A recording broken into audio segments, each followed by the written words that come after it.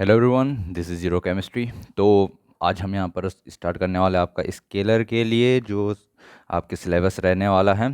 उसमें अगर मैं बात करूँ, आपके पास फर्स्ट यूनिट है केमिस्ट्री का, सेकेंड यूनिट आपके पास यहाँ पर फिजिक्स का है, थर्ड यूनिट आपके पास यहाँ पर बायो का है, और यहाँ पर बात करें जो आपके पास सेकेंड पोर्शन रहने वाला है 50 नंबर्स का, वो आपके पास मैथ्स रहने वाला है।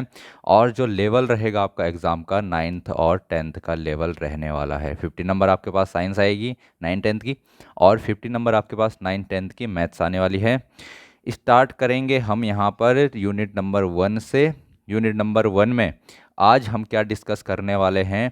यूनिट नंबर 1 में आज हम डिस्कस करने वाले हैं परमाणु और अणु की परिभाषा। यहाँ पर जो डेफिनेशन रहने वाली है एटम एंड मॉलिक्यूल की। उसके बाद हम यहाँ पर देखेंगे परमाणु और आणविक द्रव्यमान, एटॉमिक एंड मॉलिक्यूलर मास जो होता है। एंड फिर हम देखेंगे यहाँ पर परमाणु की संरचना, स्ट्रक्चर ऑफ एटम। ठीक है। क्लास हमारे पास बाइलिंगुअल रहेगी।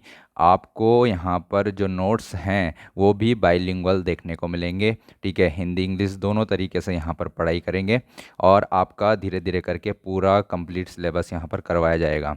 चलिए, अगर यहाँ पर बात करते हैं, तो अगर आप लोग यहाँ पर कोर्स परचेज करना चाहें, ठीक है, आप लोग कोर्स परचेज करना चाहते हैं, तो कंप्लीट कोर्स आपको मिलेगा यहाँ पर मात्र 99 रुपये का। ठीक है, मात्र 99 रुपीज़ का आपको यहाँ पर एक कंप्लीट कोर्स मिल जाएगा, जिसमें आपको रिकॉर्डेड वीडियोस दी जाएंगी। रिकॉर्डेड वीडियोस आपको टेलीग्राम पे प्रोवाइड कराएंगे। कहाँ पर? टेलीग्राम पे आपको प्रोवाइड करवाई जाएंगी। ठीक है ना, रिकॉर्डेड वीडियोस टेलीग्राम पे प्रोवाइड करवाई जाएंगी। जो अभी हम पढ़ने वाले हैं उसके पीडीएफ नोट्स, जैसे अभी आप देखेंगे कि कैसे नोट्स हमारे पास हैं। और जब हमारा यहाँ पर चैप्टर कंप्लीट हो जाता है तो उसके लिए जो एमसीक्यू क्वेश्चंस का टेस्ट रहेगा, ठीक है, एमसीक्यू क्वेश्चन के टेस्ट हम यहाँ पर बनाएंगे, वो सब आपको प्रोवाइड करवा दिया जाएगा। ठीक है ना, इसको सबको हम टेलीग्राम चैनल पे एक प्राइवेट चैनल बनाएंगे, वहाँ पर आपको रिकॉर्डेड वीडियोस, साथ ही साथ पीडीएफ नोट्स जो क्लास में हम पढ़ाएंगे उसके पीडीएफ नोट्स, और जो पीडीएफ की टेस्ट सीरीज़ आपको देखने को मिल जाएगी। ठीक है, आप लोग अगर यहाँ पर कोर्स परचेज करना चाहें तो इस नंबर पर, ये व्हाट्सएप नंबर है, इस पर कांटेक्ट कर सकते हैं। ओनली व्हाट्सएप पे आप मैसेज कीजिएगा, ठीक है, कॉल मत करना, मैसेज कर देना, मैं देख लूँगा। चलो, आज का टॉपिक यहाँ पर स्टार्ट करते हैं। हमने बात करी एटम की, परमाणु की। सबसे पहला टॉपिक हमारे पास परमाणु है। ये परमाणु होता क्या है? देखो, अगर हम बात करें यहाँ पर हमें किस हिसाब से पढ़ना है, तो पहले ही बता देता हूँ, हम इस पेपर के लेवल के हिसाब से पढ़ने वाले हैं। हम अभी 9th के बच्चे नहीं हैं, हम 10th के बच्चे नहीं हैं। हम 12th पास कर चुके होंगे। स्केलर का अगर आपने फॉर्म भरा हुआ है तो आप 12th पास करके आ रखे होंगे, ठीक है ना। तो हम यहाँ पर ऐसे नहीं पढ़ने वाले कि 9th के हिसाब से पढ़ेंगे, 10th के हिसाब से पढ़ेंगे। हम इस हिसाब से पढ़ेंगे कि जल्दी से जल्दी, यानी कि कम टाइम में हमारा जो यहाँ पर क्या है, ये सिलेबस कंप्लीट हो जाए, और आपको जितने भी टॉपिक्स हैं उनसे रिलेटेड इन्फॉर्मेशन मिल जाए। क्योंकि फैक्चुअल पेपर है हमारे हमारे पास। फैक्ट अगर आपको याद होते हैं तो आप क्वेश्चन अटेम्प्ट कर पाएंगे। फैक्ट आपको याद नहीं होते हैं, आप टॉपिक कितना भी समझ जाओ, अगर फैक्ट याद नहीं कर पा रहे हो तो आपका एग्ज़ाम यहाँ पर क्लियर नहीं होगा। तो हम यहाँ पर फैक्चुअल रखने की कोशिश करेंगे, सारा सिलेबस, सारी चीज़ें याद करने की कोशिश करेंगे, ठीक है ना, जितने आसानी से, जितने कम समय में याद हो सके, ऐसा प्रयास करेंगे। चलिए बात करते हैं परमाणु की, एटम की। एटम क्या होता है? एटम देखो, सबसे छोटी इकाई है किसकी? किसी पदार्थ की। पदार्थ देखते होंगे आप अपने पास, अरे कोई भी चीज़ यार, खुद को ही देख लो, तुम भी एक पदार्थ हो, ठीक है ना। यहाँ पर बात करें, सब चीज़ें पदार्थ हैं। वो सब किस चीज़ से मिलकर बनी हुई है? परमाणुओं से मिलकर बनी हुई है। किससे मिलकर बनी हुई है? परमाणुओं से मिलकर बनी हुई है। तो परमाणु जो होती है पदार्थ की सबसे छोटी इकाई होती है। लेकिन कैसी सबसे छोटी इकाई? जो मुक्त अवस्था में पाई जा सकती है, जो क्या कर सकती है? फ्री स्टेट में पाई जा सकती है। तो स्मॉलेस्ट यूनिट है किस चीज़ की? मैटर की, पदार्थ की, जो फ्री स्टेट में पाई जा सकती है, मुक्त अवस्था में पाई जा सकती है। मुक्त अवस्था में पाए जाने का मतलब अकेले रह सकता है। एटम अकेले रह सकता है, क्योंकि इससे छोटे भी हमारे पास क्या होते हैं? इकाई होती हैं, यूनिट्स होती हैं, जिनको हम इलेक्ट्रॉन, प्रोटॉन, न्यूट्रॉन कहते हैं। बट इलेक्ट्रॉन, प्रोटॉन, न्यूट्रॉन जो हैं वो फ्री स्टेट में नहीं पाए जाते। तो कौन पाया जाता है फ्री स्टेट में? यहाँ पर परमाणु पाया जाता है, एटम पाया जाता है, ये आप समझ सकते हैं। चलिए आगे बढ़ते हैं। इसमें सेकेंड हमारे पास क्या पढ़ना है? अणु पढ़ना है, मॉलिक्यूल पढ़ना है। देखो धीरे धीरे करके पूरा कंप्लीट सिलेबस कवर कर लेंगे। ओके, तो दिक्कत नहीं लेनी है, आसानी से हो जाएगा। सारी चीज़ें बहुत सिंपल चीज़ें हैं, कोई मुश्किल चीज़ें इसमें नहीं है। चलिए बात करेंगे अणु की। तो मॉलिक्यूल, एटम्स जो हैं कंबाइन होते हैं, एटम्स जो हैं जुड़ते हैं, परमाणु जो हैं मिलते हैं और मिलकर किस चीज़ का निर्माण करते हैं? यहाँ पर मॉलिक्यूल का निर्माण करते हैं। किसका निर्माण करते हैं? अणु का निर्माण करते हैं। तो यहाँ पर बात करेंगे दो या दो से अधिक परमाणु मिलकर अणु का निर्माण करते हैं। टू और मोर atoms combine and form molecules, ठीक है ना। यहाँ पर दो या दो से ज़्यादा परमाणु मिलेंगे और किस चीज़ का फॉर्मेशन करेंगे? मॉलिक्यूल का फॉर्मेशन करेंगे, परमाणु का निर्माण करेंगे, ठीक है। जैसे एग्जाम्पल की बात करें, ऑक्सीजन एक परमाणु होता है, ऑक्सीजन का परमाणु है, दो ऑक्सीजन मिलकर O2 अणु बनाते हैं। यहाँ पर O2 अणु बन गया। दो हाइड्रोजन के परमाणु मिलकर H2 का अणु बनाते हैं। दो क्लोरीन के परमाणु मिलकर Cl2 का अणु बनाते हैं। यहाँ पर बात करें, दो हाइड्रोजन के परमाणु और एक ऑक्सीजन का परमाणु मिलकर H2O का यहाँ पर क्या बनाता है? अणु बनाता है, मॉलिक्यूल बनाता है। ये NH3 मॉलिक्यूल है। ये आपके पास CH4 है, C6H12O6। CH4 को क्या बोलते हैं भाई? CH4 को क्या बोलते हैं? सबको पता है, मीथेन बोलते हैं, ठीक है। इनके नाम भी ध्यान रखने हैं भाई, आपके एग्जाम में इनके नाम पूछे जाएंगे, तो आपको ये भी ध्यान रखने हैं। C6H12O6 क्या होता है यार? क्या सबको पता है? ग्लूकोज होता है। क्या होता है? ग्लूकोज होता है, सबको पता है। C2H5OH क्या होता है? अरे ये भी पता होगा यार, इथेनॉल। ये क्या होता है? इथेनॉल होता है, ठीक है। समझ सकते हैं इसको, किसी को कोई दिक्कत नहीं होनी चाहिए इसमें। NH3 को क्या बोलते हैं यार? NH3 को अमोनिया बोलते हैं। क्या बोलते हैं? अमोनिया बोलते हैं। मुझे लगता है इसमें किसी को कोई दिक्कत नहीं होनी चाहिए, कर लेंगे इसको, ठीक है। तो ये हमने यहाँ पर समझा परमाणु क्या होता है, अणु क्या होता है, एक बेसिक सी इन्फॉर्मेशन हमें जाननी थी और वो हम जान चुके हैं। इससे ज़्यादा इसमें कुछ नहीं जानने के लिए। आगे बात करते हैं। अब ये जो परमाणु है हमारे पास, इनका कुछ द्रव्यमान होगा यार, इनका कुछ मास होगा, एटॉमिक मास। अब नॉर्मली हम बाजार जाते हैं, हम बोलते हैं भाई साहब चीनी दे दो। कितनी चीनी दे दो? 1 किलोग्राम चीनी दे दो। हम बोलते हैं ये द्रव्यमान, इतना हमको क्या दे दो? चीनी दे दो। क्या तुम ऐसे ही परमाणुओं का भी द्रव्यमान नाप पाओगे क्या? नहीं नाप सकते यार, परमाणु बहुत छोटी चीज़ है, ठीक है। चीनी देखो, 1 किलो चीनी में कितने ही परमाणु होंगे? बात समझ में आ रही है? चीनी के पता नहीं अनगिनत यहाँ पर मॉलिक्यूल्स होंगे। उनमें भी मॉलिक्यूल्स में किन से मिलकर बने होते हैं मॉलिक्यूल्स? परमाणुओं से मिलकर बने होते हैं। अणुओं से अणु किससे बनता है? परमाणु से मिलकर बनता है, ठीक है। मॉलिक्यूल एटम से मिलकर बनता है। तो न जाने कितने ही एटम्स और मॉलिक्यूल्स उसमें प्रेजेंट होंगे। तो भाई वो जो एक एटम है उसका मास भी तो हमको चाहिए। तो उसका मास बताने के लिए कुछ ना कुछ यूनिट तो हमें सेट करनी पड़ेगी, ठीक है। अब वो यूनिट जो हम सेट करेंगे वो कैसे करेंगे?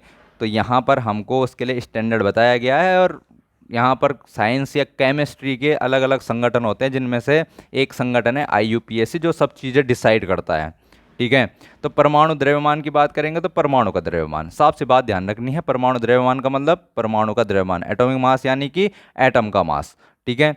अब यहाँ पर बात की जाए जो मास होते हैं डिफरेंट एटम्स के, जैसे मैं तुमसे बोलूँ कि हाइड्रोजन एटम है उसका कुछ मास होगा, हीलियम एटम है उसका कुछ मास होगा, यहाँ पर ऑक्सीजन एटम है उसका कुछ मास होगा। तो ये सब डिफरेंट डिफरेंट एटम्स हैं। तो डिफरेंट डिफरेंट एटम्स जो होते हैं, डिफरेंट एलिमेंट्स के जो एटम्स होते हैं, जो भिन्न भिन्न तत्वों के परमाणु होते हैं, उनके द्रव्यमान भी भिन्न भिन्न होते हैं। ये बात आपको ध्यान में रखनी है। ऑक्सीजन का परमाणु है तो उसका द्रव्यमान अलग होगा, हाइड्रोजन का परमाणु जो होगा उसका द्रव्यमान अलग होगा। ये बात आपको ध्यान में रखनी है। अब ये द्रव्यमान नापने के लिए कुछ स्टैंडर्ड हमको सेट करना पड़ेगा, कुछ तो बनाना पड़ेगा कि भाई हाँ इतने से हम नापेंगे कि एक परमाणु का द्रव्यमान कितना बोला जाए, किसी के परमाणु का द्रव्यमान कैसे हम यहाँ पर डिसाइड करें।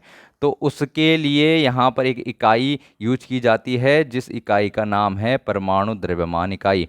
उस इकाई का नाम क्या है? परमाणु द्रव्यमान इकाई है, जिसको इंग्लिश में एटॉमिक मास यूनिट कहते हैं। क्या बोलते हैं भाई? एटॉमिक मास यूनिट बोलते हैं। इसको आपको समझना है। तो एटॉमिक मास यूनिट में नापा जाता है क्या? Atomic mass. परमाणु द्रव्यमान इकाई में क्या नापी जाती है? परमाणु द्रव्यमान नापा जाता है। आजकल इसका नाम ही चेंज कर दिया इन्होंने। इसका नाम क्या रख दिया इन्होंने इसका नाम रख दिया एकीकृत द्रव्यमान, यूनिफाइड मास। इसको क्या बोलने लग गया अब ये? यूनिफाइड मास बोलने लग गए हैं। यूनिफाइड मास बोले तो एकीकृत द्रव्यमान। और ये सेम वही है जिसको पहले क्या बोला जाता था?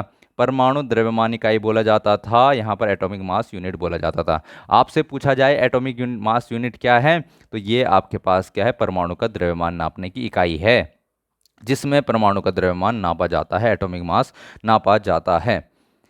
अब आपसे पूछा जाए ये एटॉमिक मास यूनिट कितना होता है भाई, ये परमाणु द्रव्यमान इकाई जो है ये है कितना, कैसे बताएंगे? तो आपको एग्जाम में क्वेश्चन पूछा जा सकता है एटॉमिक मास यूनिट के लिए स्टैंडर्ड क्या होता है, यहाँ पर स्टैंडर्ड क्या रखा गया है। तो आपको ध्यान रखना है, साइंटिस्ट ने क्या करा, कार्बन 12 एक क्या होता है, कार्बन 12 एक समस्थानिक होता है, कार्बन का समस्थानिक पढ़ेंगे अभी हम आगे जाके, थोड़ा सा इसके बाद ही है। कार्बन 12 एक समस्थानिक होता है कार्बन का, उसका परमाणु द्रव्यमान नाप लिया भाई, ठीक है। उसका जितना यहाँ पर परमाणु द्रव्यमान आया उसको 12 से डिवाइड कर दिया, उसको क्या कर दिया, 12 से डिवाइड कर दिया, या फिर उसका 1/12वां भाग ले लिया। कितना ले लिया, 12वां भाग ले लिया उसका, ठीक है। उसको 12 से डिवाइड कर दिया, उसका 12वां भाग ले लिया, तो आपको क्या मिला, एक एटॉमिक मास यूनिट मिला। चलो जैसे माना मैंने कि कार्बन 12 का परमाणु द्रव्यमान आया कुछ x, ठीक है, तो उसको डिवाइड कर दिया 12 से, तो ये जो निकल कर आया यही है हमारे पास 1 एटॉमिक मास यूनिट। यही क्या है हमारे पास, 1 एटॉमिक मास यूनिट है, एक परमाणु द्रव्यमान इकाई है। और इसकी वैल्यू कितनी आती है, इसकी वैल्यू आती है 1.66 इंटू 10⁻⁻24 ग्राम। तो आपसे पूछा जाए पेपर में कि एक एटॉमिक मास यूनिट कितना होता है, तो एक एटॉमिक मास यूनिट कितना होता है भाई, 1.66 इंटू 10⁻⁻24 ग्राम। और ये आपको ध्यान रखना है। दूसरी बात क्या ध्यान रखनी है, एएमयू एटॉमिक मास यूनिट को बताने के लिए किसको एज अ स्टैंडर्ड यूज किया जाता है, किसको यहाँ पर स्टैंडर्ड के रूप में यूज किया गया, तो कार्बन 12 को यूज किया गया। कार्बन का समस्थानिक है C12, इसको यहाँ पर यूज किया गया। कितना लिया, तो उसके मास का 12वां भाग ले लिया यहाँ पर, तो उसके मास को अगर 12 से डिवाइड कर दिया तो वो हमारे पास 1 एटॉमिक मास यूनिट के बराबर निकल कर आता है। क्या आप इतनी बात समझ पाए? तो ये दो चीज़ें आपको ध्यान रखनी है, एक तो ये किसको स्टैंडर्ड माना गया है, और वैल्यू कितनी होती है 1 AMU की, ये आपको यहाँ पर से इन्फॉर्मेशन चाहिए थी, ठीक है। आगे बढ़ते हैं, कुछ महत्वपूर्ण परमाणु द्रव्यमान जो आपको ध्यान रखने हैं, जिनका यूज करेंगे हम अभी आगे जाकर आणविक द्रव्यमान कैलकुलेट करने के लिए। बात करें यहाँ पर हाइड्रोजन हाइड्रोजन का यहाँ पर परमाणु द्रव्यमान 1 होता है, हीलियम के लिए 4, कार्बन के लिए 12, नाइट्रोजन के लिए 14, ऑक्सीजन के लिए 16, सोडियम के लिए 23, मैग्नीशियम के लिए 24, एल्यूमिनियम के लिए 27, सल्फर के लिए 32, क्लोरीन के लिए 35.5, पोटेशियम के लिए 39 और कैल्शियम के लिए 40 आपको ध्यान में रखना है। अब एक बात ध्यान रखेंगे भाई, ये डाटा तो आपको याद रखना ही पड़ेगा। अगर ये डाटा आप याद नहीं करेंगे तो हमें यहाँ पर जो आणविक द्रव्यमान कैलकुलेट करना है, मॉलिक्यूलर मास कैलकुलेट करना है, वो आप कैलकुलेट नहीं कर पाएंगे, आपको उसमें बहुत दिक्कत आने वाली है। तो इसको आप लोगों को ध्यान रखना है, ठीक है। कैसे ध्यान रखेंगे, हाइड्रोजन का परमाणु द्रव्यमान, परमाणु क्रमांक 1 होता है, एटॉमिक नंबर 1 होता है, ठीक है। इसका 2, इसका 6, 7, 8, इसका 11, इसका 12, इसका 13, ये 16 है, ये 17 है, ये आपका 19 है और ये 20 है। देखो आपको 20 तक के, कम से कम 20 तक लाइन वारी से आपको एटम्स जो हैं, एलिमेंट तत्व जो हैं विद उनके एटॉमिक नंबर, परमाणु क्रमांक ध्यान होने चाहिए। तत्व याद होने चाहिए आपको 1 से लेकर 20 तक विद देयर एटॉमिक नंबर, ठीक है। एटॉमिक नंबर के साथ परमाणु आपको याद होने चाहिए, तत्व आपको याद होने चाहिए। जैसे यहाँ पर बात करी मैंने हाइड्रोजन की, तो हाइड्रोजन का परमाणु क्रमांक 1 है, इसका परमाणु द्रव्यमान भी 1 ही है। हीलियम का देखो सीधे दुगना हो गया, 2 का 4, कई ऐसे होंगे जिनका सीधा डबल हो जाएगा। देखो कार्बन के लिए डबल हो जाएगा 12, नाइट्रोजन के लिए डबल हो जाएगा 14, ऑक्सीजन के लिए डबल 16, सोडियम के लिए डबल का डबल में 1 ऐड कर दोगे देखो 23। तो कुछ कुछ हैं जिसमें डबल से इधर उधर आपको देखने को मिलेगा, ठीक है। बट लगभग जो ज़्यादातर के हैं उनके डायरेक्टली यहाँ पर डबल ध्यान रखेंगे आप। मैग्नीशियम का डबल 24, एल्यूमिनियम का 13, 26 + 1 यहाँ पर 27 आ गया है, सल्फर का 32, क्लोरीन में आपको देखो 35.5, इसको भी ध्यान रखना, स्टार लगा लेना, याद रखना इसको। यहाँ पर बात करेंगे पोटेशियम, के से डिनोट करते हैं 39 होता है। कैल्शियम का देखो डबल है सीधे यहाँ पर 40। ठीक है, तो इनके थोड़े से आपको मेहनत करनी पड़ेगी। मेहनत मैं भी करता हूँ, आप भी कीजिएगा। पेपर क्वालिफाई हो जाएगा तो अच्छी बात है, आपका यहाँ पर जीवन सफल हो जाएगा। आगे बढ़ते हैं यहाँ पर। नेक्स्ट टॉपिक जो हमारे को रहने वाला है वो है आणविक द्रव्यमान, मॉलिक्यूलर मासेस। ये मॉलिक्यूलर मासेस क्या हुआ? अरे यार, क्या तुमको अभी मैंने बताया कि मॉलिक्यूल क्या होता है, अणु क्या होता है? तो परमाणु मिलकर क्या बनाते हैं? अणु बनाते हैं। तो उसमें भी तो परमाणु ही मौजूद हैं, अणु में भी तो परमाणु ही मौजूद है। तो अणु जो होगा, अणु का अगर हम द्रव्यमान कैलकुलेट कर लें तो उसी को हम क्या बोलने वाले हैं? आणविक द्रव्यमान बोलने वाले हैं, मॉलिक्यूलर मास बोलने वाले हैं। देखो सिंपली H2 मॉलिक्यूल, देखो यार, हाइड्रोजन का एटॉमिक मास क्या याद हो गया हमको? 1 होता है। और कितने हाइड्रोजन है? 2 हाइड्रोजन है। तो 2 इंटू 1 कर देंगे तो 2 यूनिट आ जाएगा यहाँ पर आपके पास। यू का मतलब यूनिफाइड मास, एकीकृत द्रव्यमान। ठीक है ना, ध्यान रखेंगे इसको। ऑक्सीजन के लिए कितने ऑक्सीजन है भाई? 2 ऑक्सीजन है। एक ऑक्सीजन का द्रव्यमान कितना है? 16। 2 का कितना हो जाएगा? 32 हो जाएगा यार, डायरेक्टली कर लेंगे। नाइट्रोजन कितने हैं? 2 नाइट्रोजन है। एक का द्रव्यमान कितना? 14 होता है। 2 का कितना हो जाएगा यार? 28 हो जाएगा। कर लेंगे इसको, बहुत इजी है, कोई इसमें रॉकेट साइंस नहीं है, बेसिक है। ये समझो तुम, बहुत ही ज़्यादा बेसिक यहाँ पर क्वेश्चंस ये हैं। जहाँ पर आएगा थोड़ा एडवांस वहाँ पर मैं आपको बता दूंगा कि कैसे करनी है चीज़ें। ये तो बहुत सिंपल सी चीज़ें हैं। देखो CH4 जिसको मीथेन कह रहे थे हम, कार्बन, कार्बन का कितना होता है भाई? 12 होता है। उसमें जोड़ देंगे कितने? 4 हाइड्रोजन का। 4 और हाइड्रोजन कितना होता है? 1 होता है। तो 12 और 4 कितना हो जाएगा भाई? 16 हो जाएगा। क्या इसमें किसी को दिक्कत? सिंपल है यार। NH3 अमोनिया, अमोनिया की बात करेंगे, नाइट्रोजन का कितना होता है भाई? 14 होता है। हाइड्रोजन कितने हैं? 3 है। एक हाइड्रोजन का कितना होता है? 1 होता है। तो 14 प्लस 3 कितना हो गया? 17 यूनिट हो गया। ये इसका मॉलिक्यूलर मास आ गया भाई, आणविक द्रव्यमान आ गया। आसानी से आप कर पा रहे होंगे इसको। देखो यहाँ पर कितने हाइड्रोजन है? 2 हाइड्रोजन है। एक हाइड्रोजन का 1 होता है। ऑक्सीजन का कितना होता है? 16 होता है। तो यहाँ पर 2 प्लस 16 कर देंगे, टोटल आपके पास 18 यूनिट आ जाएगा। इसमें भी किसी को कोई प्रॉब्लम नहीं होनी चाहिए। चलो NaCl की बात करेंगे। सोडियम का यार आपने ध्यान रखना है, कितना होता है? 23। क्लोरीन का कितना होता है यार? ये भी आपको ध्यान रखना है, 35.5। दोनों को ऐड कर देंगे, कितना हो जाएगा? 58.5 यूनिट हो जाएगा। किसी को कोई प्रॉब्लम नहीं होनी चाहिए इसमें। थोड़ा और बड़े मॉलिक्यूल्स पर चलते हैं। और थोड़े बड़े मॉलिक्यूल्स कौन? देखो भाई C6H12O6, क्या आपको मैंने बताया ये कौन? ये ग्लूकोज। ये कौन था? ग्लूकोज है भाई, ग्लूकोज। ध्यान रखना है, इसका नाम भी ध्यान रखना है। आपके पास क्वेश्चन आना है, आपको यहाँ पर मॉलिक्यूल दे दिया जाएगा, उसका केमिकल फार्मूला दे दिया जाएगा और आपसे पूछा जाएगा बताओ भाई इसका नाम क्या है। और आप बता पाओगे तो बहुत बढ़िया बात है, आपके नंबर अच्छे हो जाएंगे, मेरिट में नाम आ जाएगा। ठीक है। 6 कार्बन है। कितने कार्बन है भाई? 6 कार्बन है। एक कार्बन का 12। हाइड्रोजन कितने हैं? 12 हैं। एक हाइड्रोजन का 1। ऑक्सीजन कितने हैं? 6। एक ऑक्सीजन का कितना? 16। तो सबको ऐड करेंगे तो 12 छके 72, 12 एकम 12, 16 छका 96 और टोटल आ जाएगा आपके पास इनको करके 180 यूनिट। कर पाएंगे इसको भी।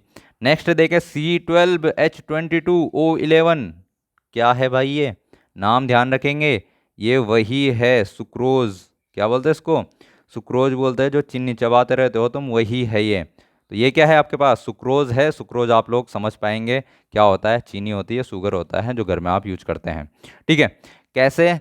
तो कितने हैं कार्बन भाई? 12 कार्बन है। एक कार्बन का 12 मास होता है। 22 हाइड्रोजन है। एक हाइड्रोजन का 1 होता है। 11 क्या है? ऑक्सीजन है। एक ऑक्सीजन का 16 होता है। तो 12 12 की 144, 22 एकम 22, 16 एकम 16, 16 एकम 16 एक 17, 176 और सबको ऐड करोगे तो 342 यूनिट आपके पास आ जाएगा। और आप इस तरीके से किसी भी मॉलिक्यूल के लिए मॉलिक्यूलर मास कैलकुलेट कर सकते हैं, आणविक द्रव्यमान की गणना कर सकते हैं। किसी को कोई इसमें प्रॉब्लम नहीं होनी चाहिए। ये बताना मुझे, क्या तुम्हें ये चीज़ें समझ में आ रही हैं? ठीक है।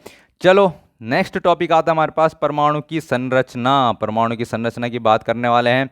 चलो परमाणु की संरचना की बात करेंगे तो उसको समझने के लिए हम यहाँ पर समझते हैं, क्या परमाणु से भी छोटे पार्टिकल होते हैं कि नहीं? परमाणु से छोटे पार्टिकल होते हैं कि नहीं होते भाई? तो परमाणु से छोटे पार्टिकल बिल्कुल होते हैं। परमाणु भी तो उनसे छोटे पार्टिकल से मिलकर बना होता है। जैसे कौन? इलेक्ट्रॉन, प्रोटॉन और न्यूट्रॉन, इलेक्ट्रॉन, प्रोटॉन और न्यूट्रॉन, भले ही वो मुक्त अवस्था में नहीं पाए जा रहे होंगे, ठीक है, इलेक्ट्रॉन, प्रोटॉन, न्यूट्रॉन मुक्त अवस्था में नहीं पाए जाते, फिर भी होते तो हैं, ठीक है। तो यहां पर हम बात करेंगे इलेक्ट्रॉन, प्रोटॉन, न्यूट्रॉन जो यहां पर होते हैं, जिनसे परमाणु मिलकर बना होता है, इनको कहा जाता है सब एटॉमिक पार्टिकल्स। इनको क्या कहा जाता है? सब एटॉमिक पार्टिकल्स कहा जाता है। अब परमाणुविक कण कहा जाता है, परमाणु से भी जो छोटे कण हैं उनको क्या कहा जाता है? अब परमाणुविक कण कहा जाता है, सब एटॉमिक पार्टिकल्स कहा जाता है। इनसे किस चीज का फॉर्मेशन होता है? परमाणु का फॉर्मेशन होता है। अब बात करेंगे यहाँ पर परमाणु की, तो परमाणु में क्या क्या होता है यार? परमाणु में एक न्यूक्लियस होता है जो उसके बीचों बीच यहाँ पर मौजूद रहता है। परमाणु में क्या होता है? एक न्यूक्लियस होता है, वो परमाणु के बीचों बीच यहाँ पर मौजूद रहता है, जिसको नाभिक भी हम कहते हैं हिंदी में। यहाँ पर नाभिक मौजूद रहता है और नाभिक के चारों ओर इलेक्ट्रॉन यहाँ पर चक्कर लगाते रहते हैं भाई। नाभिक के चारों ओर क्या होते हैं? इलेक्ट्रॉन चक्कर लगा रहे होते हैं। अभी पढ़ेंगे हम, मॉडल दिए थे यहाँ पर, थॉमसन ने दिया मॉडल, फिर उसके बाद रदरफोर्ड ने, फिर बोर ने मॉडल दिया था परमाणु का। तो हम परमाणु मॉडल में पढ़ेंगे, अगला टॉपिक है। यहाँ पर बात कर लेते हैं, इलेक्ट्रॉन, प्रोटॉन, न्यूट्रॉन से मिलकर बना हुआ है परमाणु, और इनको अपरमाणुक कण कहा जाता है, सब एटॉमिक पार्टिकल कहा जाता है। यहाँ पर परमाणु में नाभिक होता है और नाभिक में ही पाए जाते हैं कौन? प्रोटॉन और न्यूट्रॉन। नाभिक में कौन पाया जाता है?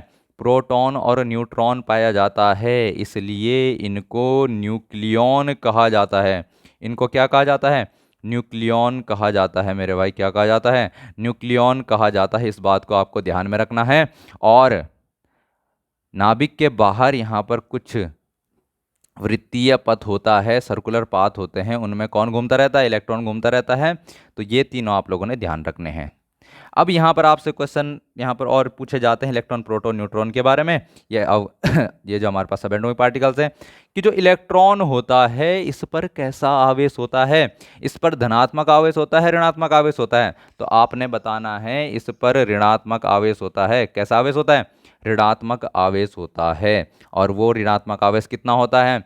-1.6 इंटू 10⁻⁻19 कूलाम होता है। क्या आप ये बात समझ पा रहे हैं?